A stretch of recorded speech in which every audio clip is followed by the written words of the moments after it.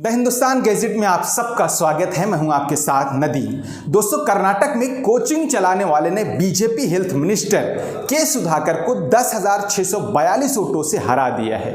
कर्नाटक में भाजपा की तो हार हो गई है, लेकिन जिस एक हार की सबसे ज़्यादा चर्चा है, जिसने सबसे ज़्यादा बीजेपी को नुकसान पहुंचाया है, वो है कोचिंग संस्था चलाने वाले प्रदीप ईश्वर ने मौजूदा बीजेपी हेल्थ मिनिस्टर स्वास्थ्य मंत्री के सुधाकर को पटखनी दे दी है।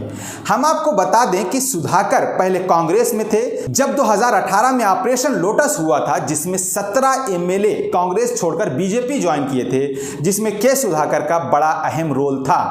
और हम आपको यह भी बता दें कि हेल्थ मिनिस्टर के सुधाकर मुख्यमंत्री बसवराज बोम्मई के भरोसेमंद सहयोगी भी थे। हेल्थ मिनिस्टर सुधाकर को कोचिंग चलाने वाले प्रदीप ईश्वर ने 10,642 वोटों से हरा दिया है। प्रदीप ईश्वर ने अभियान के दौरान खुद की तुलना एक अनाथ से की थी और 12वीं कक्षा पास से की थी और कहा था कि देखते हैं कि डॉक्टर जीतता है या डॉक्टरों का शिक्षक। और यह भी कहा था कि पूरे विधानसभा क्षेत्र में एम्बुलेंस देंगे अगर हम जीतेंगे तो। प्रदीप ईश्वर ने यह ऐलान इसलिए भी किया था कि एम्बुलेंस ना होने के कारण ही वो अपनी माता को हॉस्पिटल नहीं ले जा पाए थे, जिसकी वजह से उनकी माता की डेथ हो गई थी। Congress party has a strong base in South India, especially in Karnataka. And being an orphan kid and very poor family, Congress party offered me a ticket. And I would like to thank the Congress party.